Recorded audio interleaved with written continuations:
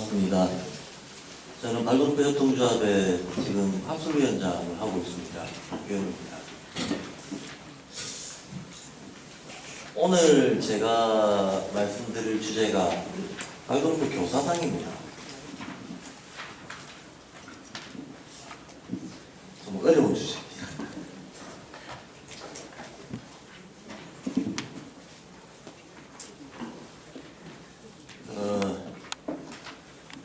먼저 좀 양해를 구하겠습니다.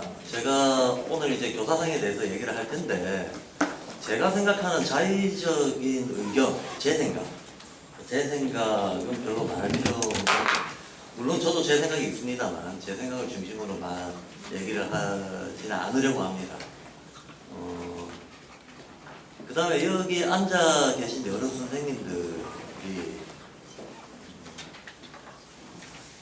현장에서 느끼는 많은 고충들도 있고, 또 그런 것 때문에 현장에서 도움을 받을 수 있는 아주 실천적인 어떤 교사의 상이나 이런 거에 대해서도 듣고 싶은 부분들이 많이 있을 것 같아요.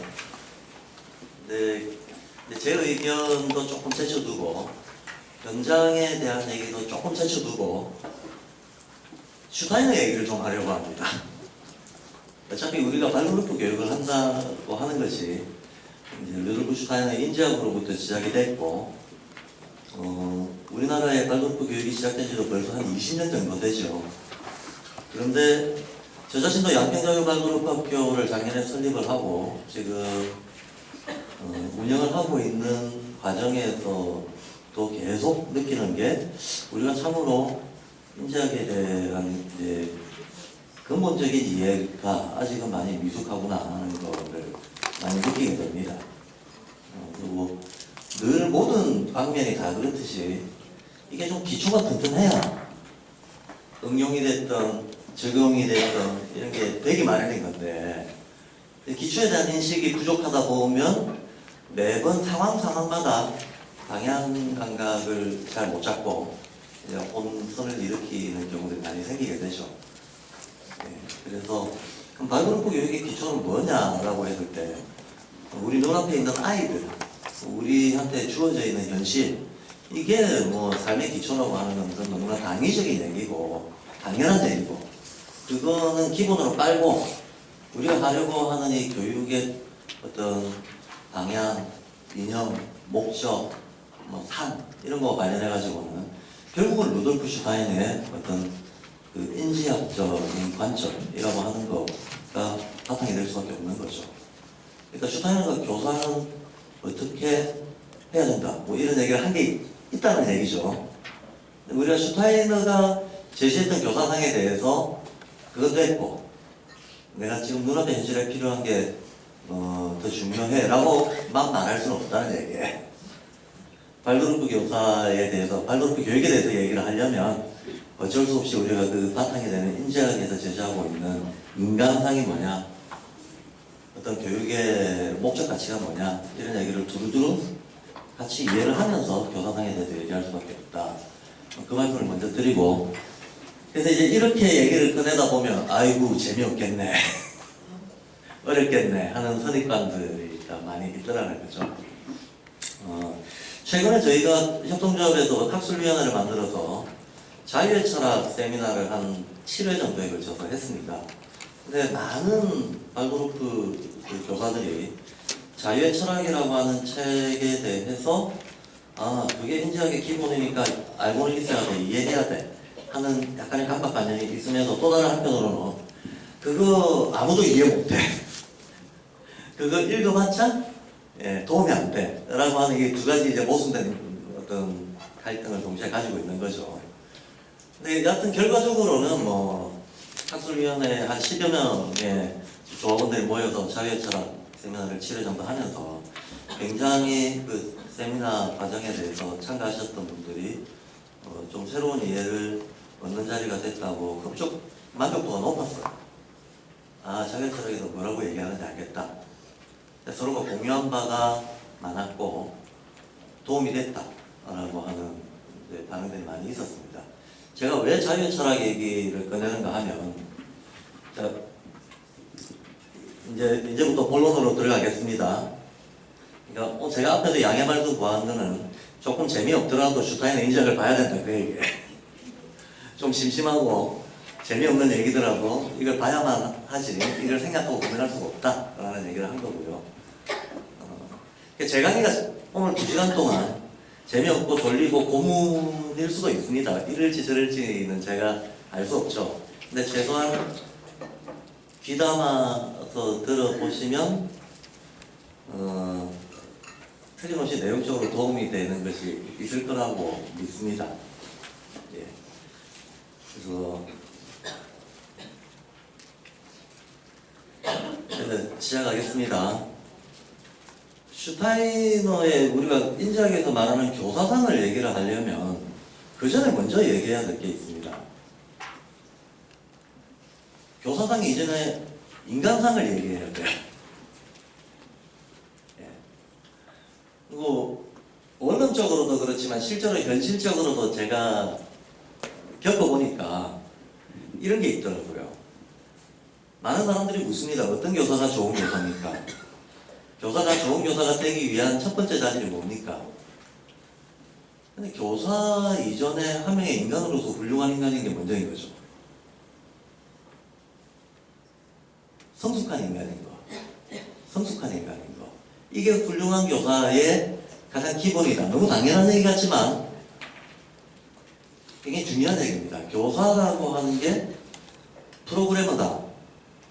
드라이버다. 아니면 혹은 어떤 통계학자다. 사회조사산업가다. 구체적 직업들이죠. 구체적인 직업입니다. 근데 우리 사회에서는 교사도 직업이죠. 괜찮은 직업. 근데 슈타이너가 교사상을 얘기할 때 가장 강조했던 게 교사가 직업으로 바라보면 안 된다 했습니다. 교사는 직업이 아니다. 직업으로 바라볼 것 같으면 발로프 교사하면 안 된다가 출발점입니다. 그러니까 어떤 기능을 수행하는 사람이 아니고 하나의 자라나는 다음 세대들한테 모범적인 인간상을 전해주는 인격적인 존재여야 된다는 거예요. 우리가 다 잘 알지만 아이들은 특히 유아 시기 때는 절대적으로 세상을 모방하는 시기잖아요. 세상을 논리적으로 이해하는 건 나중이고 경험으로 이해하는 것도 나중이고 당장은 눈앞에 있는 모든 것들을 모방하는 시기가 유아기입니다. 근데 모방한다고 했을 때 첫 번째로 모방하는 대상이 부모와 교사죠. 모방을 한다고 했을 때 말투를 모방한다. 행동거지를 모방한다. 에서 그치지 않고 행동거지를 모방한다 해서 그치지 않고 내 눈앞에 있는 나하고 가장 친밀관계에 있는 부모와 교사의 존재 자체를 쑥 빨아들이잖아요. 애 키워보신 분들은 다 이해하실 겁니다. 그러니까 우리 애가 못된 짓을 할 때 너 누구 닮아 이런 짓을 하냐라고 하는 걸 물어볼 필요 없죠. 예, 거울 보면 됩니다.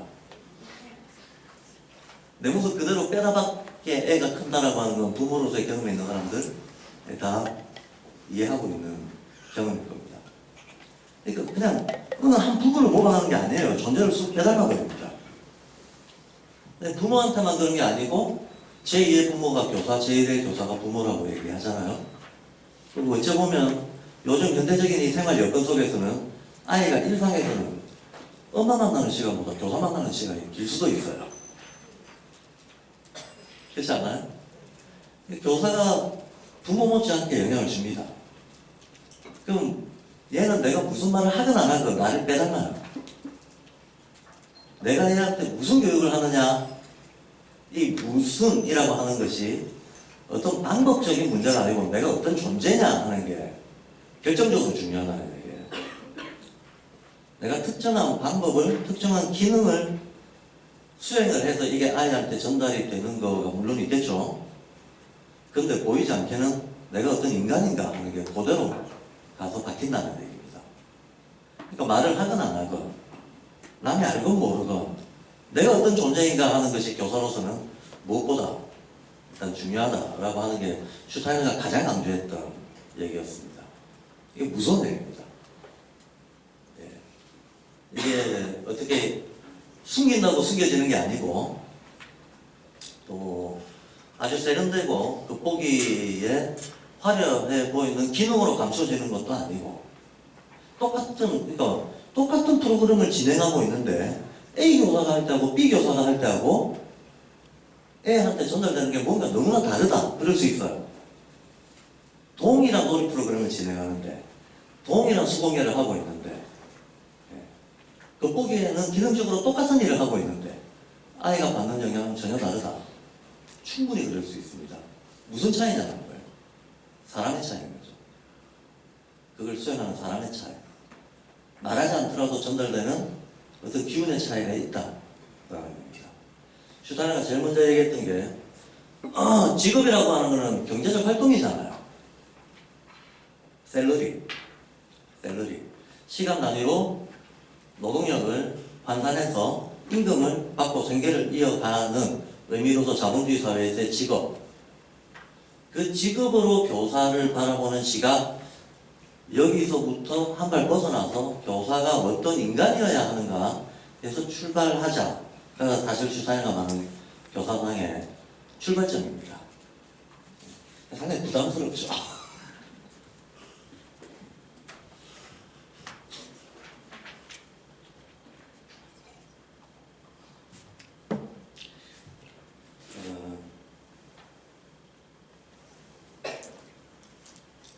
제일 힘든 게 답도 없고 끝도 없는 게 좋은 인간 되는 건데 슈타인은 결국은 첫 장부터 좋은 인간이 좋은 교사다 이렇게 얘기하는 거예요.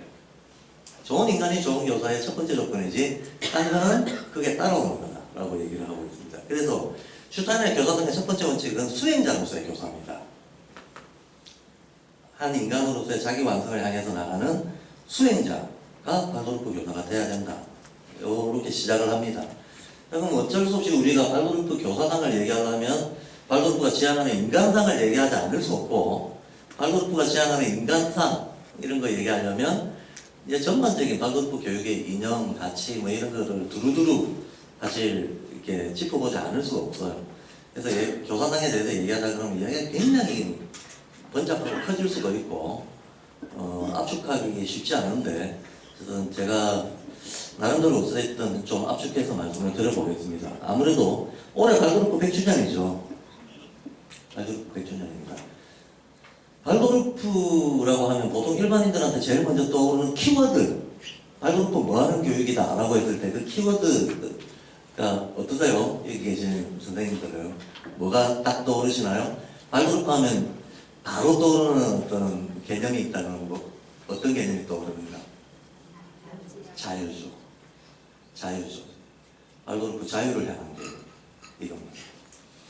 근데 사실 누군가가 나한테 자유가 뭔데? 발도르프가 말하는 자유가 뭔데? 어떻게 하면 인간이 자유로워지는데?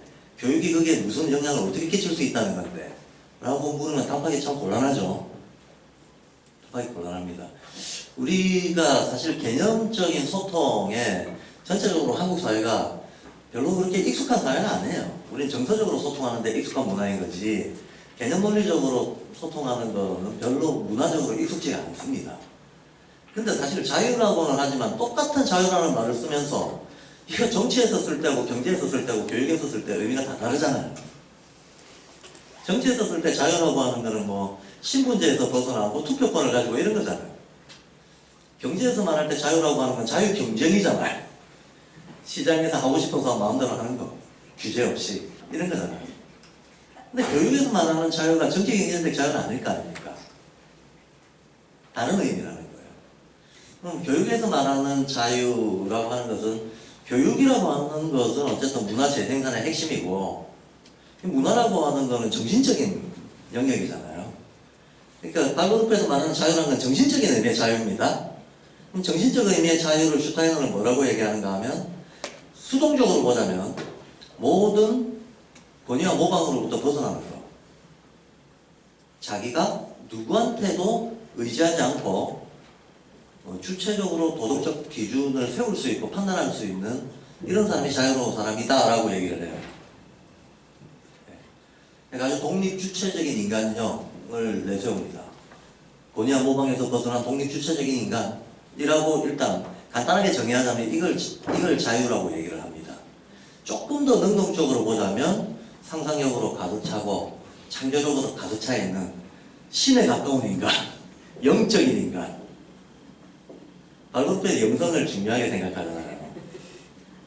그죠? 발돋움 교육이 일반 교육하고 근본적으로 다른 게 있다 그러면 영성을 다룬다는 겁니다. 영성을. 일반 교육에서는 영성은 영이라고 하는 거는 실체가 없는 거라고 생각하고 그거는 믿음의 문제이신 거지 실체가 아니다 라고 가정이 돼 있어요. 전제가 돼 있습니다. 그래서 일반 교육은 목표 자체가 지적인 인간 키우는 거예요. 이성적인 인간. 이성이 발달한 게 인간의 능력치가 끝이고 거기에서 뭐 신앙생활을 뭘 하든 종교를 뭘 하든 영적인 문제는 그런 문제지 실제가 아니다라고 가정하고 있습니다. 근데 발그룹에서는 종교가 뭐가 됐건 종교가 있건 없건 인간은 영성을 마치 팔다리 오장육부 타고나듯이 타고난다라고 보는 거예요. 심지어는 영을 부정하는 사람조차도 자기가 알건 모르건 인간은 영적인 존재다 라고 하는 것을 실제다라고 가정하고 있습니다. 이게 발그룹가 다른 교육하고 근본적으로 다른 부분이죠. 그럼 다른 교육은 지적이고 이성적인 인간 키워내는 게 제가 목표라고 간단히 말씀을 드렸는데 그럼 발그룹 교육의 목적은 영적인 인간 키워내는 겁니다. 영성을 개발하고 성숙시킬 수 있는 인간 키워내는 겁니다. 그런데 발그룹 교육에서는 인간 존재도 자연의 모든 다른 어떤 질서들과 똑같이 인간 존재도 우주 자연의 원리하고 다르지 않게 어떤 일정한 질서를 가지고 성장 발달한다라고 하는 또 관점을 가지고 있어요. 그래서 어렸을 때 아무것도 논리적으로 이해할 수 없는 아이들한테도 이 아이들한테 주어져 있는 어떤 정서적, 경험적 영향이 무의식적으로 이 아이의 미래의 영성에 받침이 될 수 있다라고 보고 있습니다. 교육을 통해서 직접적으로 영이 뭐다 이렇게 가르치는 게 아니고 일상의 경험 속에서 일상의 어떤 느낌 속에서 나중에 얘가 영적으로 성숙할 수 있는 어떤 씨앗을 심어줄 수 있다고 가정하는 거죠. 그러니까 우리는 발그룹은 아무리 영적으로 인간을 바라보고 영적인 인간을 키워내는 것을 교육의 목표로 삼는다 하더라도 그 가르치는 방식이 영은 뭐다를 칠판에 쓰면서 가르치는 방식은 아니라는 거예요. 모든 어떤 일상생활 속에서 알게 모르게 전달되는 어떤 방식으로 영성에 대한 예비를 해주는 거를 발돋도 교육에서 이상적으로 보고 있습니다. 그러면 그러려면 영에 대해서 논리적으로 하나도 얘기 안 하고도 내가 어떤 영성에 도움이 되는 느낌과 정서를 전달할 수 있으려면 교사가 영적이라야 되잖아요. 교사가 영적인 존재가 돼야 이게 전달이 될 거 아닙니까? 여기가 이제 머리 아픈 대목입니다. 그러면 이제 다들 속으로 그럼 나는 교사 못하겠네. 난 좀 힘들겠네. 사람들이 영적이 된다라고 하는 이 문제 앞에서 주눅이 들기 쉬워요. 아무리 봐도 너무 어려운 과정인 것 같고 주눅 들기가 쉽습니다. 그런데 다행히도 슈타이너 선생은 평생 동안 자기 일생의 과제를 많은 사람들이 신비적으로 생각하고 있는 거, 많은 사람들이 다가갈 수 없는 어떤 멀리 떨어져 있는 자기하고는 상관없다고 생각하는 경원시하는 신비롭게 생각하는 이런 문제, 영적인 문제들이죠. 이런 문제를 합리적으로 이해할 수 있도록 전환시키는 게 자기 평생의 과제다라고 생각했던 사람이에요. 슈타이너가. 한마디로 신비주의를 합리적으로 이해할 수 있게끔 전환시키는 게 내 과제다 라고 생각했던 사람입니다. 그래서 적어도 슈타이너가 말하는 영적이라고 하는 거는 우리가 잘 알고 보면 아주 무슨 이상한 그 종교적 의식이라든가 뭐 신비로운 과정을 통해서 다가가는 그런 문제가 아니고 마치 동양에서 인간이 인의예지를 갖춰야지 라고 말하는 것과 같은 얼마든지 우리가 하나의 태도로서 자세로서 시각으로서 관점으로서 가질 수 있는 그 어떤 것을 얘기하는 거라는 거예요. 그러니까 인간이 영적이 된다는 게 저 멀리 있는 신비로운 영역이 아니다라는 겁니다. 적어도 슈타이너 인지하기에 있어서는 그렇다는 겁니다. 그래서 이제 슈타이너가 말하는 자유라고 하는 문제하고 영적이다라고 하는 문제는 사실상 내용적으로 동일해요. 자유로운 인간 이퀄 영적인 인간입니다. 근데 제가 조금 전에 자유라고 하는 것은 권위모방에서 벗어나서 상상력과 창조력으로 가득한 인간, 슈타이너는 이렇게 봤다라고 했잖아요. 네. 그럼 이런 어떤 품성을 내면화하고 있다면 그 사람 영적이다라고 보는 거예요. 근데 사실 이렇게 간단하게 설명하고 정의할 수는 있지만 이렇게 되게 정말 쉬운 건 아니죠. 진짜 어렵습니다. 진짜 어려운데 여하튼 일단 슈타이너가 어떤 원리로 크게 우리가 다가갈 수 있고 교사가 그렇게 됐을 때 교육에서 실제 어떤 효과가 나느냐에 대해서 뭐 많은 얘기들을 해둔 게 있습니다. 그래서 그 얘기를 좀 소개를 시켜드리는 걸로 오늘 제 강의 내용으로 삼도록 하겠습니다. 먼저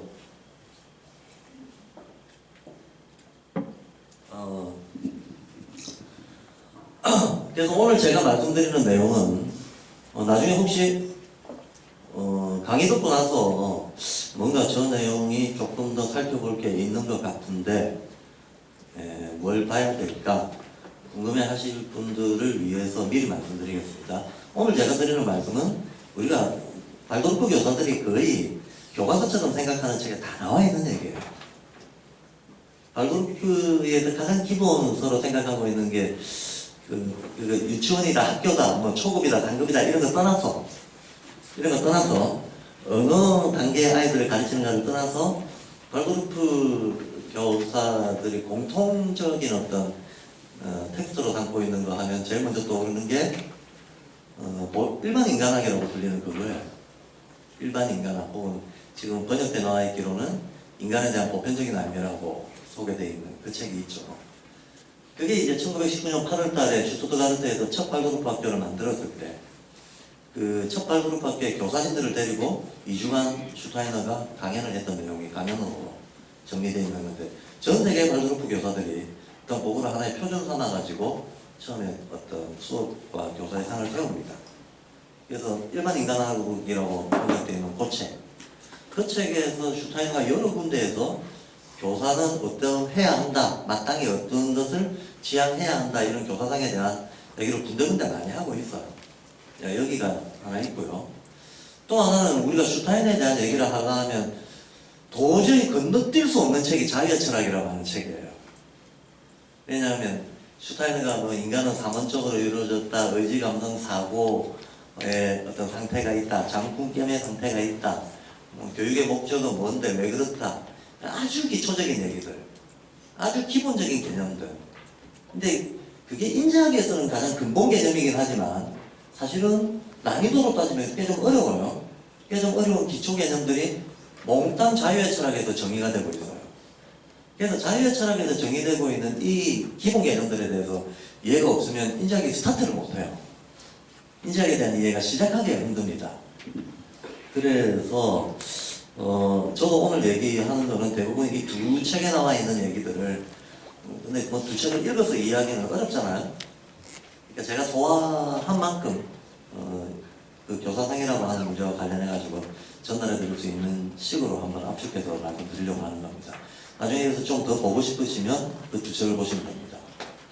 책을 보시면 되는데 그 내용으로 들어가기 전에 먼저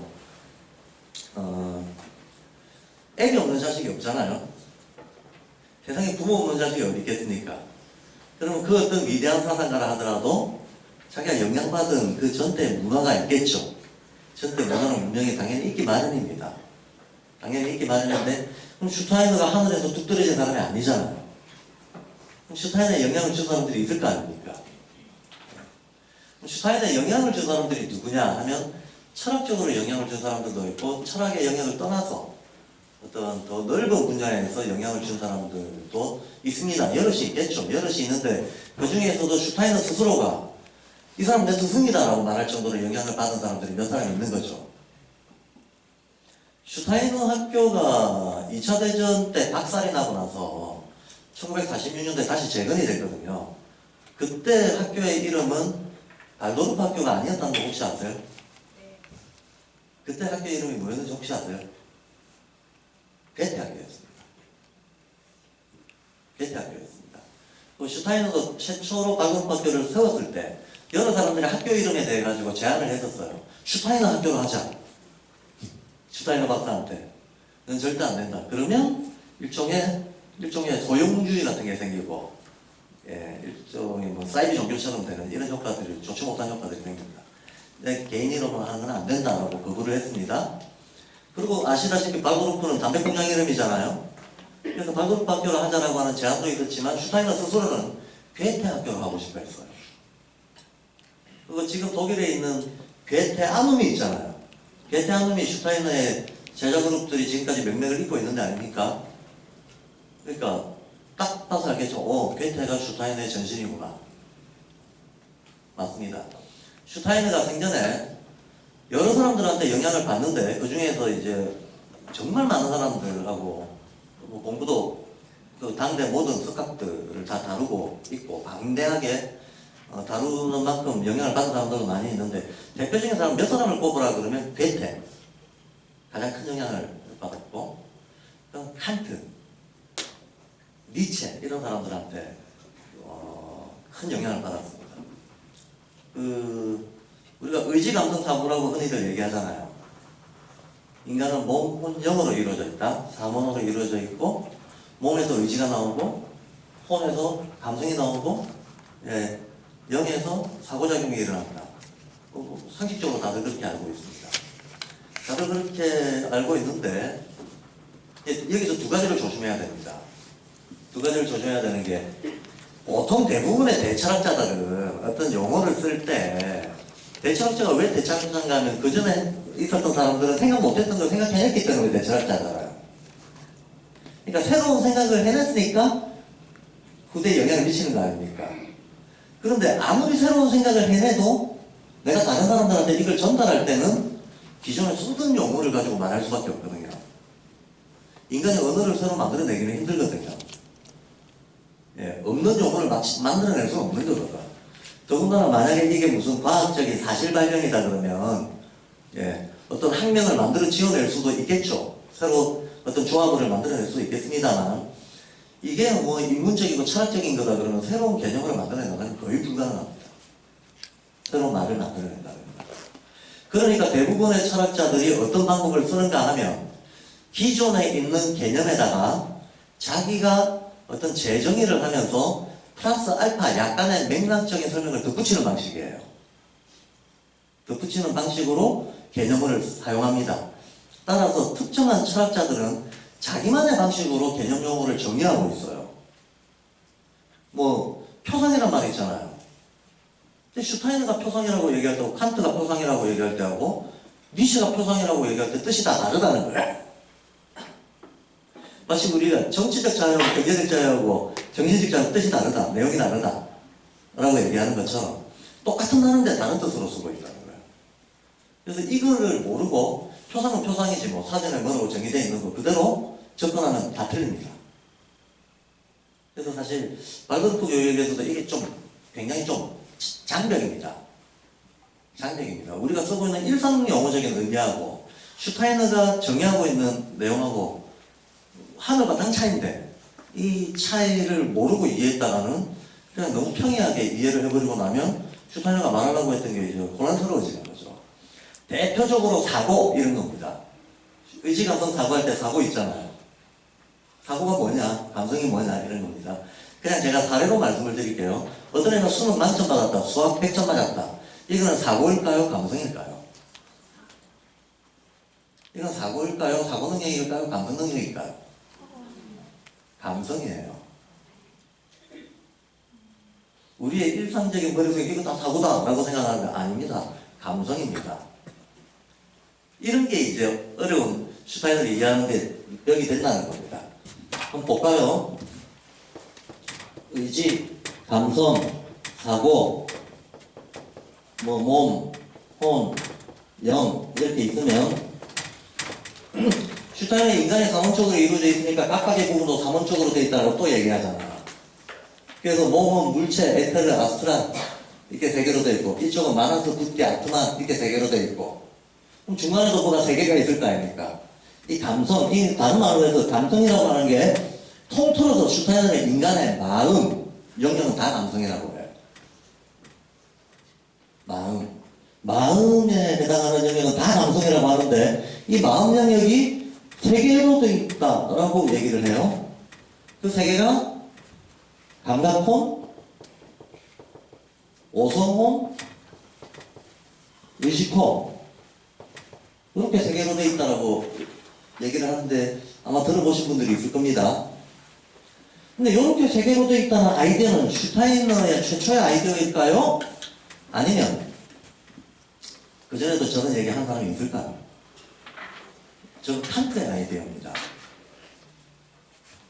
칸트의 아이디어예요.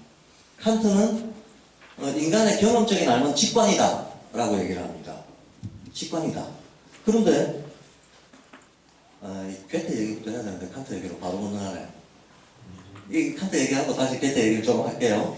칸트는 인간이 자기 감각을 가지고 경험을 해서 얻게 되는 어떤 알미 있는데, 이런 알은 꽤나 무질서한데 어쨌든 알은 아닙니다 이거예요. 주관적이고 자의적이고 경험적인 알미 있다. 이 주관적이고 자의적이고 경험적인 암, 그럼 누가 가르쳐 주지 않더라도 자기가 이것저것 해보고 알게 되는 자의적인 암, 여기에 직관이다 그래요. 이 무질서한 직관을 인간의 어떤 고도의 논리를 써가지고 압축하고 추상화하고 개념화하면 그게 개념화하는 능력이 있는데, 그 개념화할 줄 아는 능력이 바로 오성이다라고 얘기합니다. 그래서 직관이 개념으로 발달한다 그래요. 오성에 의해서, 인간 오성에 의해서. 그리고 이 오성을 칸트는 다른 말로 그 유명한 요게 바로 순수이성이다 이렇게 얘기를 합니다. 요게 순수이성이다. 인간한테는 순수이성이라고 하는 능력이 내재되어 있어서 많은 경험을 하다 보면 이거를 일반화할 줄 알고 추상할 줄 안다는 거예요. 그래서 언어도 만들어지고 수학도 만들어지고 학문이 만들어졌다라고 얘기합니다.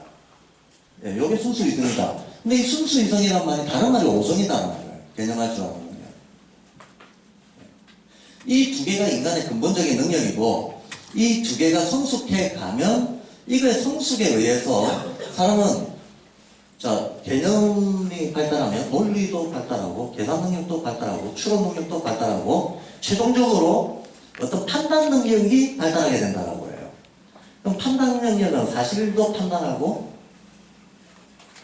인간이 할 수 있는 판단 중에 제일 고도의 판단 능력은 도덕적 가치의 판단 능력이라고 칸트는 봅니다. 그럼 이 도덕 가치를 판단할 줄 아는 능력, 이게 인간이 발달할 수 있는 최고의 능력인데, 이 능력은 이 오성처럼 엄밀한 정확성이라든가 뭐 수학적 논리성이라든가 이런 거는 좀 떨어지지만, 그래도 직관과 개념을 종합할 줄 아는 어떤 능력에 무르익어가지고, 이게 무르익어서 생기는 능력이라고 봐요. 그래서 최종적으로는 인간은 도덕 판단에 능숙해진다 라고 얘기를 하고, 이 도덕 판단을 할 줄 아는 이 능력을 실천이성이라고 해요. 이걸 실천이성이라고 합니다. 그러니까 칸트한테 칸트처럼 이렇게 세 개로 이루어져 있는 거죠. 1, 2, 3. 요거를 살짝 다른 의미를 붙여가지고 그대로 갖다 낸 거예요. 이게 슈타인가 말하는 혼 영역에 세 가지 인간 영역인데, 근데 그렇다고 칸트하고 슈타인하고 똑같냐? 안 똑같습니다. 전제가 다릅니다. 전제가 뭐냐면, 칸트가 왜 철학계에서 유명해졌는가 하면, 이 사람도 좀 골 때리는 사람인데, 저는 뭐 칸트가 대철학자라고 인류가 다 같이 인정하듯이 인정할 수밖에 없지만, 개인적으로는 칸트 철학에 당연히 전혀 동의하지 않습니다. 만약에 누군가가 알고도 칸트 철학에 동의한다면 그 사람은 슈타인하고는 어울릴 수 없어요. 슈타인은 칸트의 어떤 부분을 수용했지만 기본적인 전제가 달라요. 어떤 전제가 다른가 하면, 칸트 하면 도덕체계도 나와있지만 제일 칸트에서 유명한 게 불가지론이에요. 불가지론이 딴 게 아니고, 인간은 대상세계를 알 수 없다는 거거든요. 알 수는 있죠. 자의적으로 알 수는 있는데 어떤 보편적이고 필연적인 그런 거는 알 수가 없다고 합니다. 인간이 학문을 하는 이유는 어떤 세계를 알려고 하는 건데, 지금까지 과학의 발전, 학문의 발전 이런 건 다 세계를 아는 걸 우리는 진리라고 하는 건데, 세계를 정확하게 이해하는 걸 진리라고 여겨왔는데, 칸트가 굉장히 엉뚱한 얘기를 했던 거죠. 우리 인간이 세계를 안다고 하는 건 착각이다. 절대 알 수 없다고요. 필연적인 건 절대 알 수 없다. 왜냐하면 인간은 다 감각을 통해서 인식할 수밖에 없는데, 내 눈으로 보고 귀로 듣고 손으로 만지고 느껴보고 하는 게 알면 출발점일 수밖에 없는데, 이놈의 감각이 인간을 속인다는 거예요. 딴 게 아니고 내 눈에 파란색으로 보이는 게 메뚜기 눈에도 파란색으로 보이냐 이런 거예요. 내 눈에 초록색으로 보이는 게 소눈에도 초록색으로 보이냐. 모든 존재들은 저마다의 감각을 타고났다. 그럼 저마다의 감각 가진 그게 그 존재한테는 사실로 보인다는 거예요. 근데 미안하지만 이게 일관성이 없다는 거야. 통일성도 없고 일관성도 없다. 제각각의 알미다라는 거죠. 제각각의 알미지 이거는 틀림없는 사실이다 이렇게 말할 수 있는 게 없다라는 거예요. 그러니까 모두가 동의할 수 있는 보편적, 필연적 사실 그런 거 없다. 그런 거 없고 그건 다 제각각이고 자의적인 알미일 뿐이고, 우리가 알 수 있는 건 따라서 바깥 세계에 있는 어떤 것들은 우리 감각을 통해서, 지각을 통해서 아는 것들은 이런 필연성을 부여할 수가 없고, 우리가 알 수 있는 건 우리 마음이 어떻게 움직이는가를 알 수 있다 이래요. 내 마음에서 무슨 작용이 일어나는가는 이건 내 거기 때문에 곰곰이 들여다보면 알 수 있다. 근데 바깥에서 일어나는 일은 내가 안다고 하는 것은 뭐 일부 알 수는 있지만 그것은 임의적인 착각이다. 그걸 진리라고 생각하는 것은 틀렸다라고 보는 거예요. 이게 불가지론이거든요. 칸트는 아래로는 물적인 세계, 사물의 세계를 우리는 근본적으로 알 수가 없고, 위로는 신의 세계, 이런 거 우리가 알 수가 없다. 신이 어떻게 생겨났는지, 신과 인간의 관계가 어떤지, 신이 인간에게 뭘 부여했는지, 어떤 초월적인 내 경험을 넘어서는 거, 이거 알 수 없다. 좀 그럴듯하죠? 예. 두 가지를 다 알 수 없다고 합니다. 물의 세계도 알 수 없고, 사물의 세계도 알 수 없고, 신의 세계도 알 수 없다. 인간이 알 수 있는 것은 오로지 자기 마음에 대해서 뿐이다. 자기가 무엇을 어떻게 처리하는가, 그걸 알 수 있을 뿐이다. 따라서 진리는 밖에서 구하는 게 아니고 안에서 구해야 된다. 이게 칸트 철학의 사실 제일 핵심입니다. 핵심입니다. 그래서 칸트는 인간이 인식하는 과정에 대해서 아주 정밀하게 추적을 해가지고 그걸 밝혀놓은 게 이제 이거인 거죠. 그러니까 칸트는 우리는 요것만 알 수 있다라고 얘기하는 거예요. 요 아래 위는 물 자체라고 하는데 이걸 알 수 없다. 사물 그 자체가 근본적으로 뭔지 이런 건 모른다. 그 다음에 이 위쪽으로 뭔가 있긴 있는데, 역사의 필연성이라든가 어떤 신의 섭리라든가 이런 거, 이 우주가 왜 생겼나 이런 거, 이런 초월적인 거 이거 알 수 없다. 양쪽으로 다 알 수 없다. 다 알 수 없고 딱 요것만 알 수 있다 라는 게 칸트입니다. 근데 칸트하고 슈타인하고는 뭐가 다르냐 하면, 슈타인은 용감하게도 칸트 틀렸다, 우리는 이것도 알 수 있고 이것도 알 수 있다 라고 선언하는 게 슈타인이에요. 그래서 자유의 철학에 보면 인간의 인식에 한계가 있는가, 이런 거창한 제목이 달려있는, 소제목이 달려있는 장이 있어요. 자유의 철학 1부 7장입니다. 근데 그게 답이 인간의 인식에 한계가 없대요. 그럼 뭐야? 인간이 신같이 될 수 있다는 얘기인가? 될 수 있다는 거예요. 슈타인은 인간이 자기가 몰라서 그렇지, 인간이 사실은 신의 하나의 일종의 변형된 신이기 때문에 자기 내면에 신성이 있다는 것을 자각하고 그걸 의식적으로 개발하기 시작하면 신에 가까워진다고 보는 거예요. 인간 속에 신이 있다고 보고, 내 안에 그리스도라는 개념이죠. 기독교식으로 표현하자면, 동양식으로 표현하자면 인내천이라는 개념이죠. 이걸 깨워내면 그게 영적인 거고, 깨워내는 것이 충분히 가능하다고 봅니다. 이게 일깨워지면 한계가 없다라고 보는 거예요. 요것도 알고 요것도 안다. 이게 이제 기본 다른 철학들하고 슈타인의 철학이 아주 다른 점입니다. 요즘 유발 하렐이라는 사람이 호모 데우스라는 용어를 유행을 시켰던데, 호모, 사람이라는 뜻이죠. 데우스, 신인이죠, 신인. 인간이 신에 접근한다는 거예요. 근데 지금 우리는 유물론적인 과학기술 문명사회에 사니까 그냥 기술 발달시켜가지고 AI 발달시켜서 기능적으로 능력치가 커지는 거를 무슨 창조동력 커지는 걸로 착각하고 뭐 이런 걸 가지고 신에 접근한다. 막 인공지능이 이세돌한테 바둑 이기는 거를 신에 접근하는 거로 생각하는 사람들이 여러 있습니다만 슈타인은 이런 맥락에서 그걸 얘기하는 게 아닙니다. 아주 정신적으로 본질적으로 신성을 인간이 자기 걸로 외면하는 그런 의미에서 신에 접근한다라고 얘기합니다.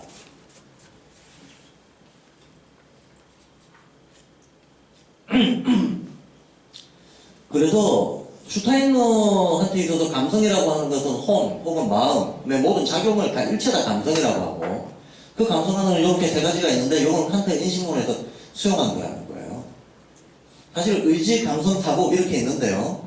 슈타이너가 이건 제가 길게 설명드릴 수는 없습니다만 결론적으로는 슈타이너의 의지 개념은 쇼펜하우어한테서 받아오면서 살짝 변형시킵니다. 감성 개념은 칸트의 인식론을 수용하면서 또한 살짝 변형시킨 겁니다. 요 사고 개념은 니체의 초인 개념에서 살짝 변형시킨 겁니다.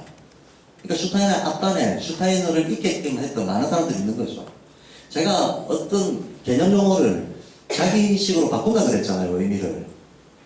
예를 하나 들자면 표상이라는 개념이 있어요. 이게 영어로는 representation 이렇게 씁니다. presence라고 하는 게 현존이라는 뜻이거든요. present, 이건 현재잖아요. presence, 현존입니다. representation이라고 하는 것은 어려운 게 아니고 기억나는 겁니다. 내가 어제 커피를 한 잔 마셨어요. 어떤 애가 세상에 태어나서 처음으로 커피를 마셨다고 한번 가정해보죠.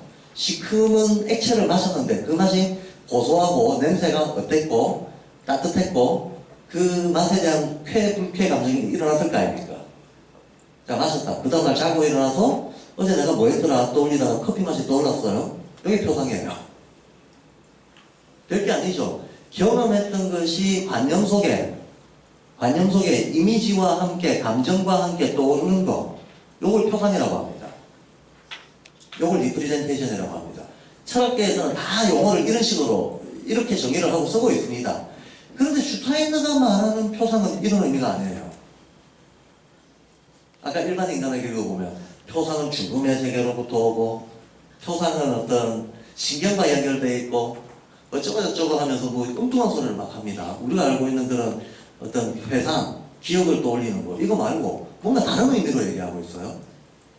왜냐하면 슈타이너는 표상이라는 것은 기억인데 결국은 기억인데 우리 인간의 기억의 본질은 전생에 있다라고 보거든요. 인간한테 전생이 있다. 전생이 있어서 어떤 것을 처음 경험했는데도 불구하고 나한테 어떤 느낌이 떠오르는데 이 느낌의 근거가 뭐냐? 전생에 내가 뭘 경험했나에 달려있다는 거예요. 자기도 모르게 무의식적으로 전생의 기억을 떠올린다는 거예요. 그래서 슈타이너가 말하는 표상이라는 개념에는 전생이라는 전제가 붙어 있어요. 전생으로부터 물려받은 거, 무의식적으로 자기 본능 속에 들어가 있는 거, 이게 자극을 받아서 떠오른다 라는 의미가 전제가 되어 있습니다. 그러니까 보통 일반 철학에서 말하는 표상하고 의미가 달라져 버리는 거죠. 이런 식으로 이제 다 슈타이너는 그 기본 용어들을 다 다른 방식으로 사용한다는 거예요. 제가 조금 전에 수능 만점 받는 능력이라고 했습니다. 그건 계산 능력입니다. 계산 능력, 추론 능력 이런 것들이에요. 소위 말해서 지적인 능력입니다. 이 지적인 능력은 어디에 해당하는가? 여기에 해당하는 거예요. 여기에 해당하는 겁니다. 오성원. 오성원이 발달하면 합리적이 되고 논리적이 돼요. 우리가 학교에서 배우는 모든 지식들은 다 오성원적인 것들입니다. 그래서 수능 만점 받으면 오성원이 뛰어난 거예요. 수능 만점 받으면. 예술활동은 보통 다 감각훈하고 연결이 되어 있어요. 그런 음악처럼, 음악은 수학적 질서를 많이 가지고 있잖아요. 네. 그래서 심지어는, 한스 베르크라고 하는 음악가는 뭐 감성 같은 거 없어도 수학적 질서만 가지고 얼마든지 좋은 작곡 할 수 있다고 주장해서 박은하고 논쟁을 하게 됐어요. 그 음악은 굉장히 논리적이고, 어떤 자연의 황금 비율을 음속에서 찾으려고 하는 아주 체계적이고 논리적인 성격도 가지고 있고, 그러면서 또 동시에 굉장히 인간의 어떤 열정이나 격정을 표현하는 이런 면도 가지고 있습니다. 두 면을 다 가지고 있는 겁니다. 근데 두 면 중에서 어디가 중심이다 해가지고 한참 논쟁이 벌어졌던 시기도 있었다는 거예요. 그렇죠? 마치 고전주의, 낭만주의 논쟁 같은 것들이 있었던 것처럼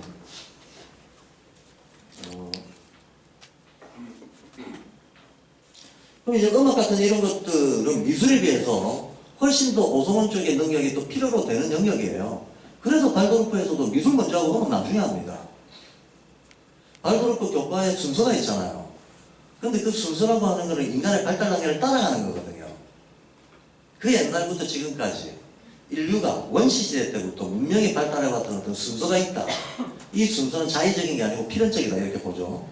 그 필연적인 어떤 발달 순서가 아이가 어렸을 때 성인으로 자라나는 과정에서 그대로 재현이 된다고 보죠.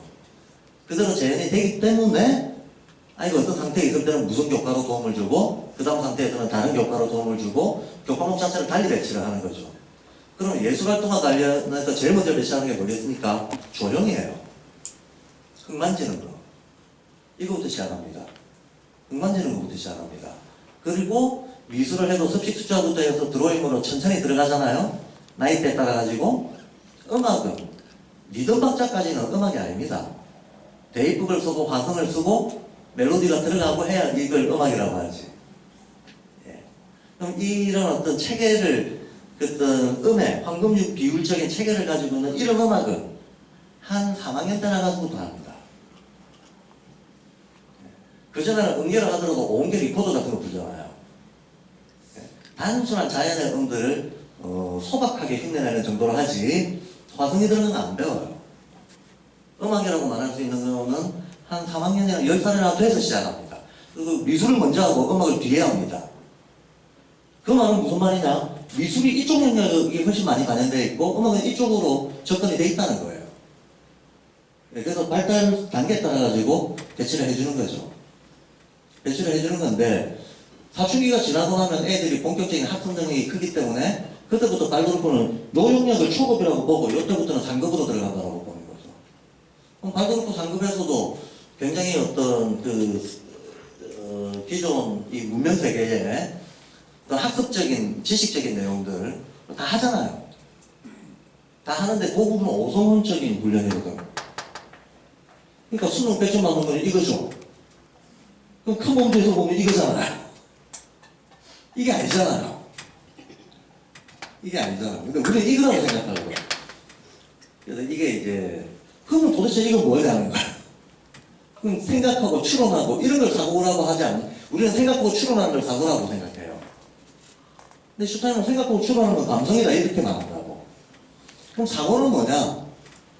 언어를 초월해서 인간의 세계를 볼 수 있는 어떤 그런 인식 능력이 있다고 봐요. 논리나 언어 말고 논리나 언어가 아닌 방식으로 세계를 이해할 수 있는 능력이 있다고 해요. 맞습니다. 가령 예를 들어서 이거 예입니다. 뭐 경험해보신 분도 있고 안 해보신 분도 있겠는데 명상을 하는 게 인간의 의식 성장에 도움이 될까 안 될까? 명상 도움이 됩니다. 그죠? 많은 사람들이 명상을 통해서 돋쳤다 그래요. 그럼 뭔가 명상이라고 하면 의식이 쑥쑥 자란다는 얘기인데 그럼 명상은 어떻게 하는 거지? 명상은 뭘 하는 겁니까? 무슨 생각을 하는 겁니까? 아무 생각도 안 하는 거예요. 무념무상. 자기가 알고 있던 알을 지워버리는 겁니다. 아니 논리적으로 생각하면 알은 없었는데 어떻게 알이 성장하냐? 의식이 성장하냐? 이런 거잖아요. 자, 우리의 알은 여러 종류가 있습니다. 내가 강아지에 대해서 알을 가진다. 놀아봐야 아는 게 있잖아요. 놀아보지 않고는 알 수 없는 게 있잖아요. 근데 얘가 뼈다귀가 몇 개인지, 예? 생리구조가 어떤지 이건 해부를 해봐야 알잖아요. 놀아본다고 알 수 있는 게 아니잖아요.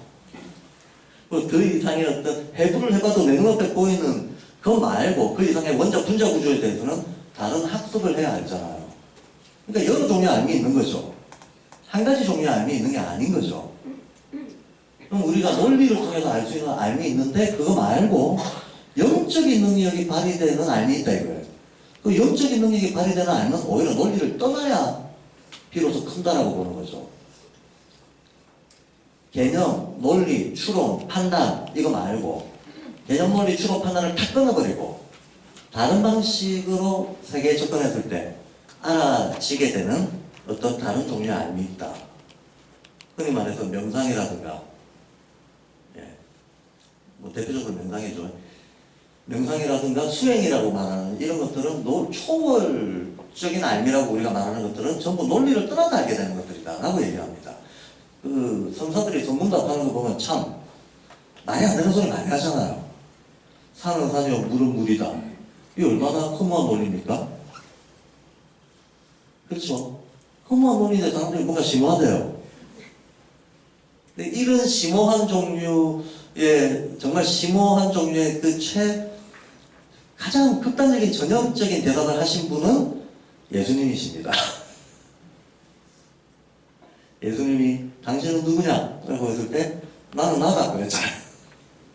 나는 나다. 이게 별말 아닌 것 같지만 진짜 심오한 얘기입니다. 이거 2000년 전 그 당시에는 나는 나다라고 말할 수 있는 인간 존재는 전 세계를 통틀어 예수님 한 명이었습니다. 뭔가 그게 의미가 있습니다. 근데 이런 의미는 우리가 생각하는 일반적인 개념론리 추론 판단의 세계 속에서 알 수 있는 내용이 아니라는 거예요. 자, 어쨌든 그게 뭔지는 나중에 얘기하기로 하고, 그런 알미 있다는 거는 공감이 되세요? 명상을 통해서만 알 수 있는 알미 있다. 네, 일단 이렇게만 얘기하고 넘어가겠습니다. 그걸 사고라고 합니다. 슈타인은 그걸 사고라고 합니다. 내가 생각하는 게 아니고 나라고 하는 에고까지도 이렇게 관주할 수 있는 능력, 자기라는 입장을 떠나서 세계를 마치 신적으로 조망할 수 있는 것 같은 그런 능력, 이런 걸 사고라고 해요. 근데 그 능력은 논리적인 추론 판단하고 상관없어요.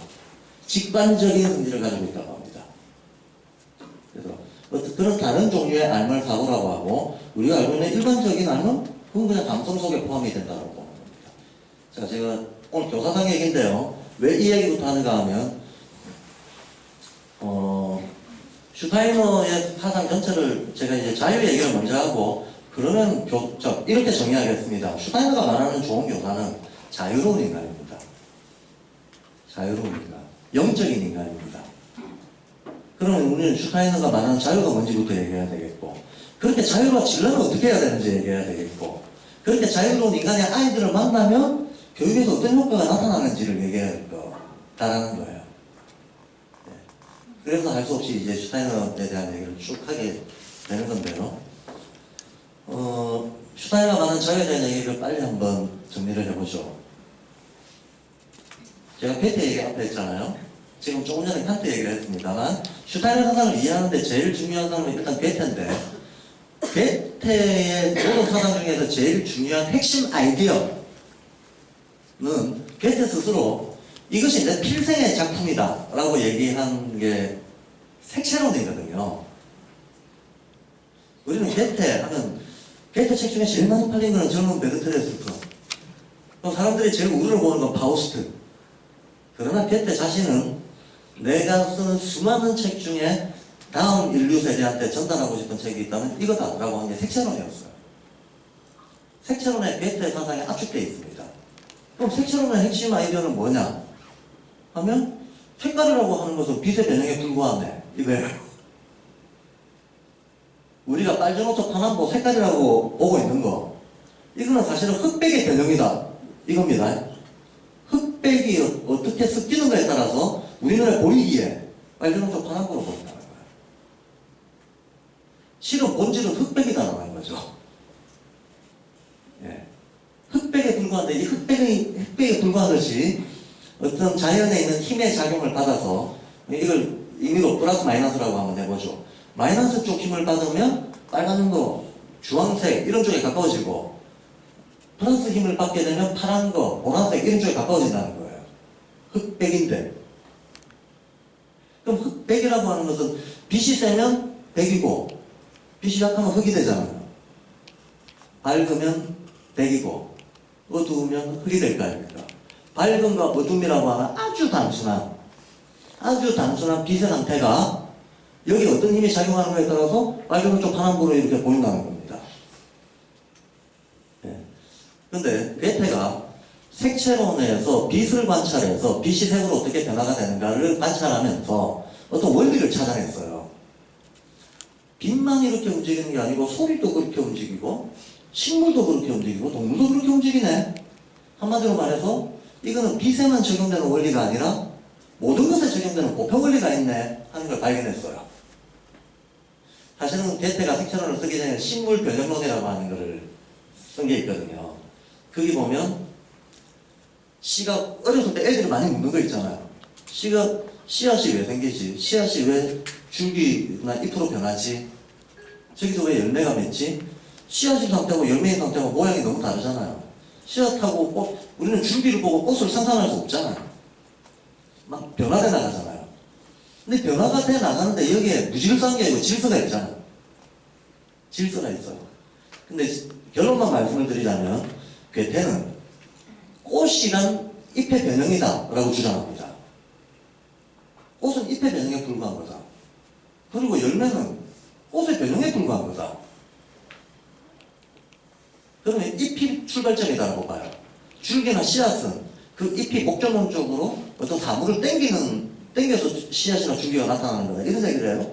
좀 엉뚱한 무슨 말인지 잘 모르셔도 됩니다. 좀 엉뚱한 얘기처럼 들리는데 뭔 말인가 하면 어떤 원형적인 중심적인 어떤 게 있고 존재가 있고 이 존재를 가능하게 하기 위해서 사전에 벌어지는 일이 있고 이 존재 상태에서 더 발전되어가는 일이 있다는 거예요. 근데 이게 뺑뺑이로 돈다는 겁니다. 순환고리를 이루고 있어가지고 마치 봄, 여름, 가을, 겨울, 봄, 여름, 가을, 겨울 계속 순환하듯이 어떤 순환적 질서를 가지고 계속 반복 재현되는 어떤 질서가 있다는 거예요. 근데 이 반복 재현되는 질서가 있다고 했을 때도 출발점이 있을 거 아닙니까? 그 출발점이 목적점이기도 하겠죠.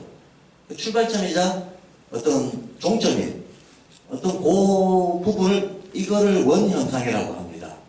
모든 사물에는 원형이 있다. 원형이 있고 사물의 변화는 그 원형에서부터 순환 질서를 재현하는 것에 불과한 거다. 이렇게 생각하는 거예요. 그러면 빛과 색의 관계는 빛이 원형이 나는 거예요.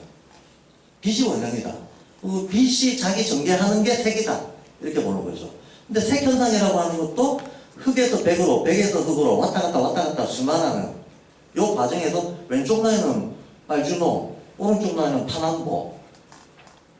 근데 여기 이렇게 실은 이게 흙에서 백으로, 백에서 흙으로 가고 있는 순환에 펼쳐져 있는 스펙트럼일 뿐이다. 이렇게 보는 거예요.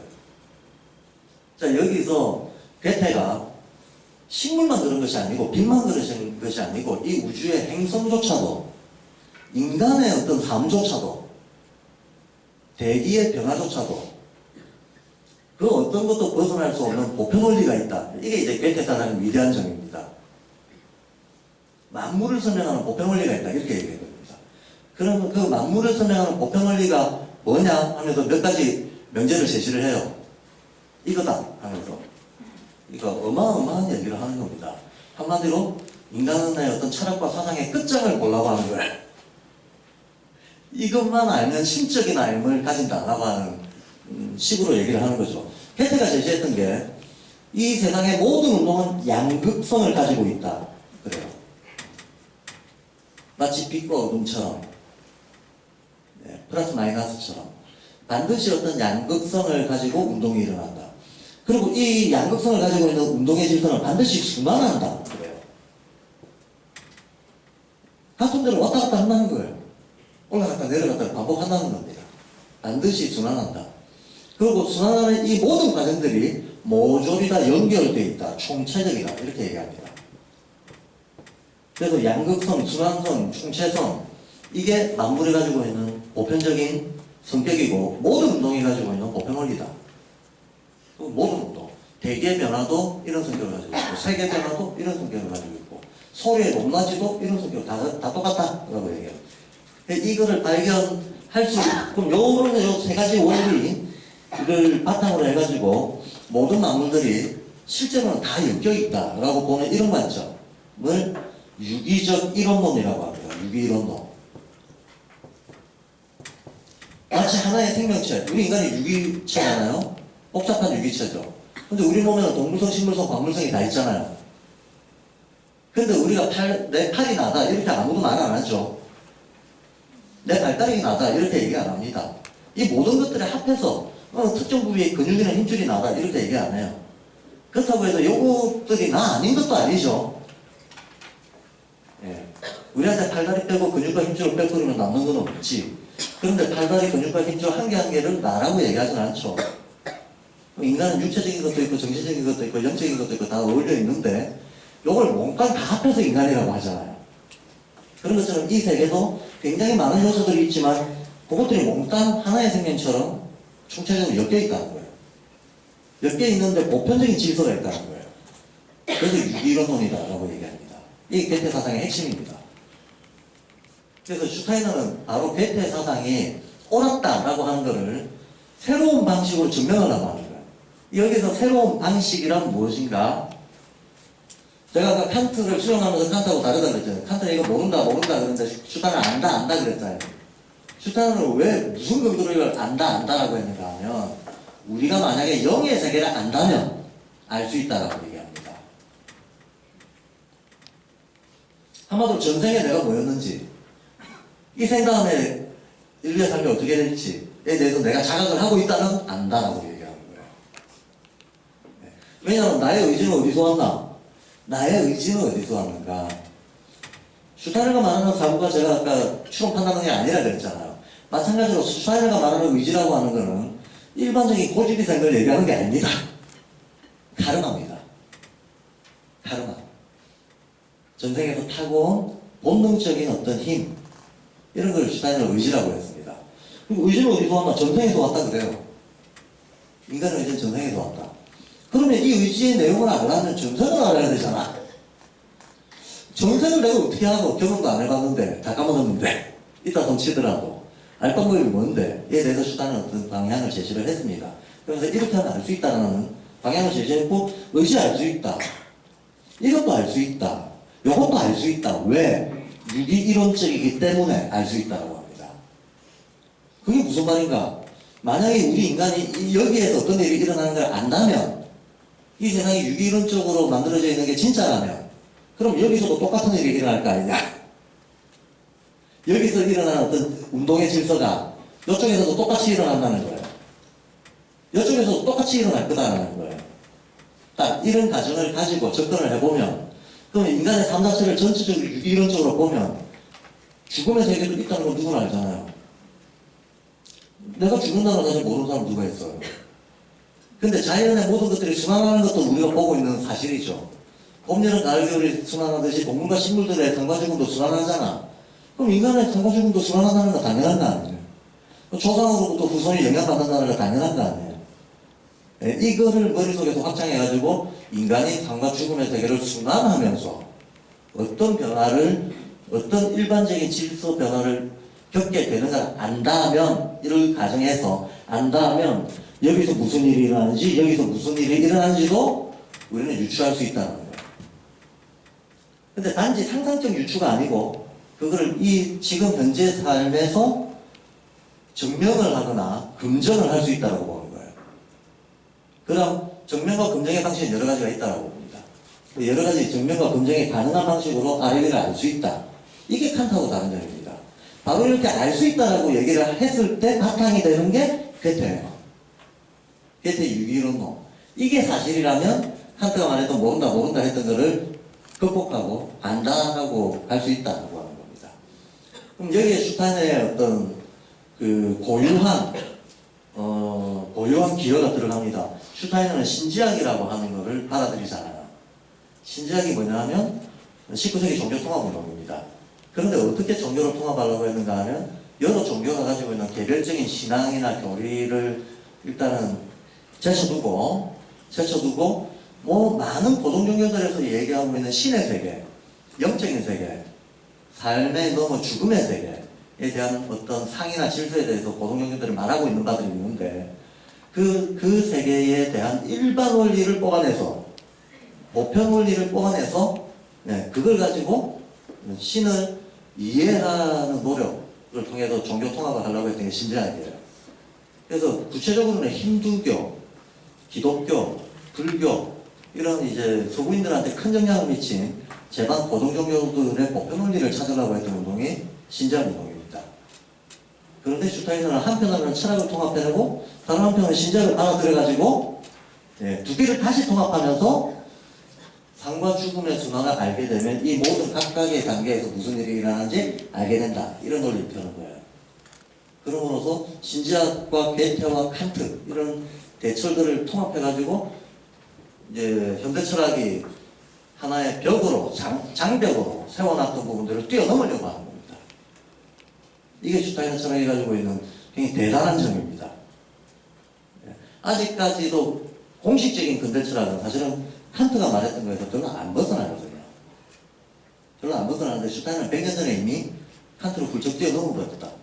자, 이제 논적인 얘기는 그만하고요. 슈타이너가 말하는 자유가 뭐냐라고 하는 거예요.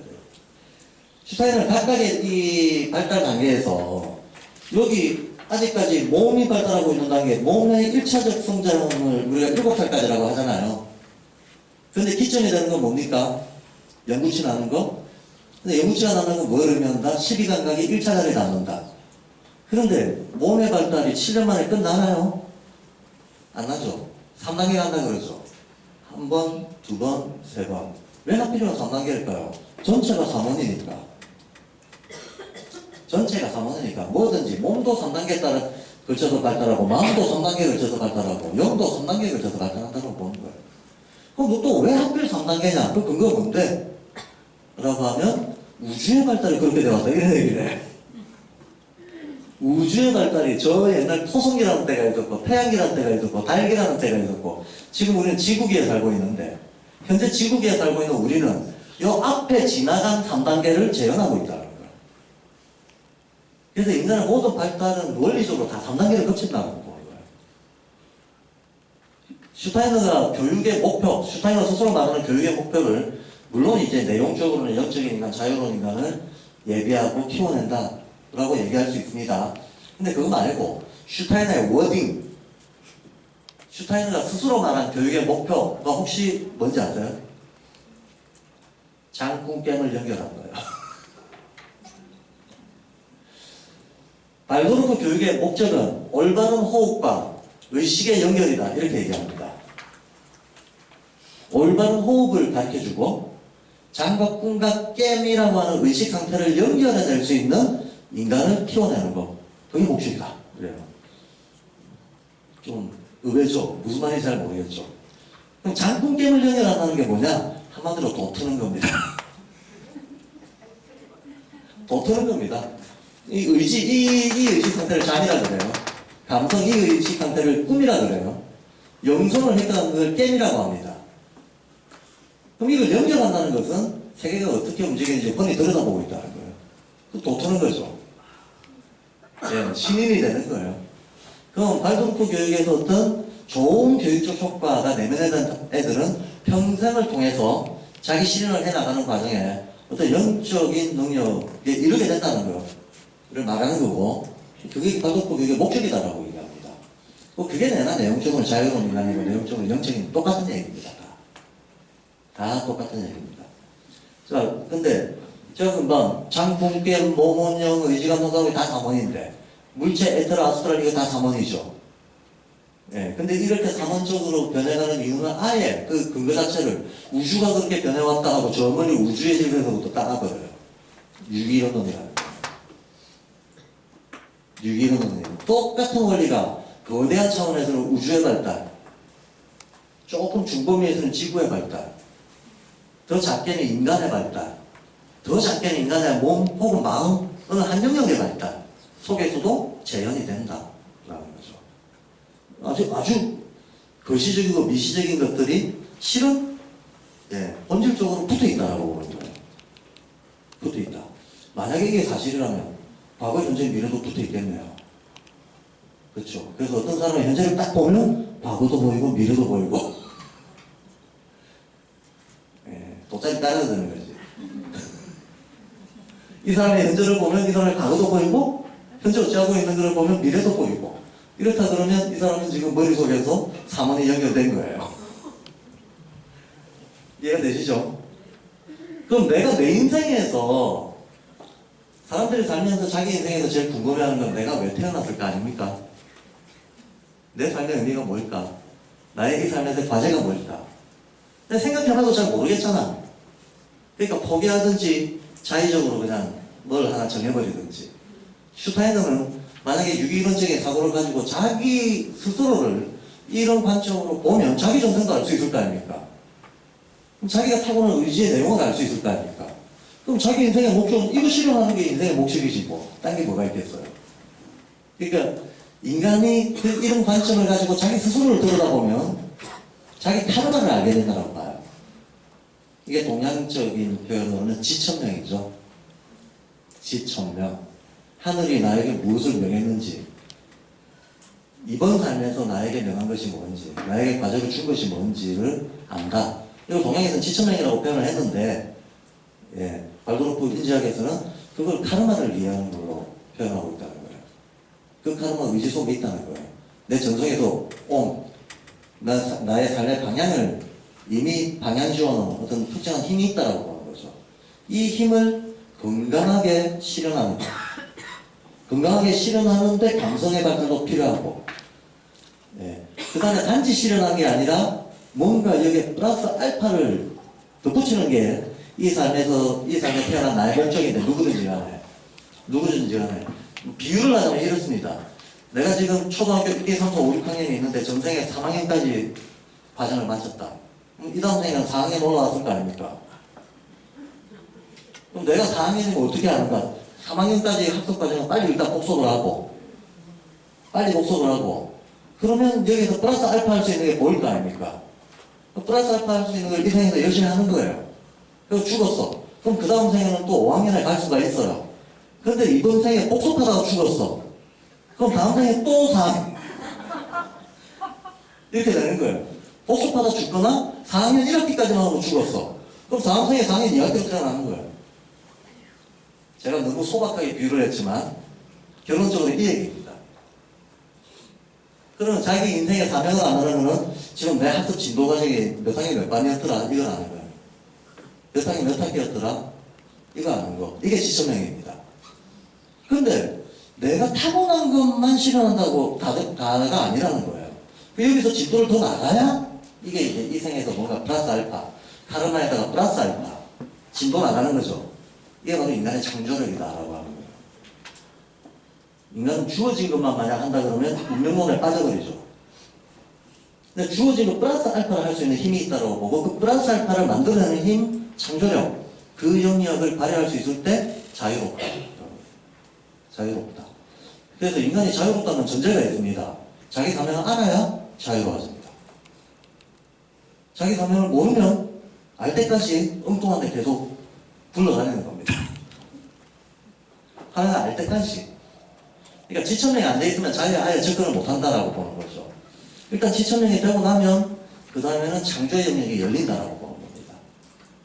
그럼 지천명이 되려면 이제 여러 가지 전제가 필요하죠. 지천명이 되려면 다른 말 알아야 되잖아. 다른 말을 알려면 유기론도 알아야 되고, 알고 싶으면 베타 칸트도 공부해야 되고, 이런 식으로 이제 여러 전제가 깔리게 됩니다. 그러면 슈타인가 말했던 이제 인간은 어떻게 해서 모방과 권위에서 벗어나게 되는가? 어떻게 해서 모방과 권위로부터 벗어날 수 있는가? 자, 내가 세상 사람들은 지금 수박이 좋다고 하는 시대입니다. 다들 예쁜 수박이 되고 싶어 하는데, 내가 내 까르마를 알고 나의 어떤 이 삶의 과제를 이해했다고 쳐봐요. 근데 내 까르마를 딱 보니까 나는 호박이었어. 근데 세상 사람들은 다 수박이 좋다고 그러는데 나는 호박이야. 나도 수박이 되고 싶어서 내가 호박이라는 걸 알아버렸어요. 근데 이걸 아는 순간, 수박이 되는 것은 불가능하다는 것을 아는 순간 수박 되기를 포기할 거 아닙니까? 그리고 좋은 호박 되려고 애들 거 아닙니까? 이게 지천명이거든요. 그럼 남하고 비교 경쟁 안 하게 되잖아요. 비교 경쟁 안 하면 모방 안 해도 돼요. 더 이상 내가 수박이 될 의사가 없는데 뭘 모방해? 그럼 좋은 수박이 되려면 이래야 된다 저래야 된다라고 막 어떤 사람들이 얘기하는데, 됐고 나는 호박이거든. 그러니까 내가 좋은 수박이 되려고 권위자의 말을 쫓아갈 필요도 없는 거예요. 내가 내 삶을 아는 이상은. 이름으로써 인간은 권위 모방에서 벗어나서 자기의 천명을 알고로서 주체 독립적이 된다는 거예요. 일단 이게 자유의 전제 조건입니다. 일단 이게 자유의 전제 조건이고, 여기서 근데 여기까지 이르기도 쉽지 않은 거죠. 유기론적인 관점을 내면해야 이걸 알 수가 있는 거니까. 이게 전제 조건이고, 여기서 이제 한 발 더 나가서 어떤 상상과 창조의 영역을 개척하는 대로 나아가는 과정이 인간이 영적으로 성숙하는 과정이라고 보는 거예요. 자, 여기까지 말씀을 드리고 제가 1시간 계속 떠들고 있어서 아마도 속으로 저 인간 너무하네. 쉬는 시간도 안 주고. 이러실 것 같아서 딱 5분만 쉬고 화장실 갔다 오시고 남은 시간 좀 이해가겠습니다.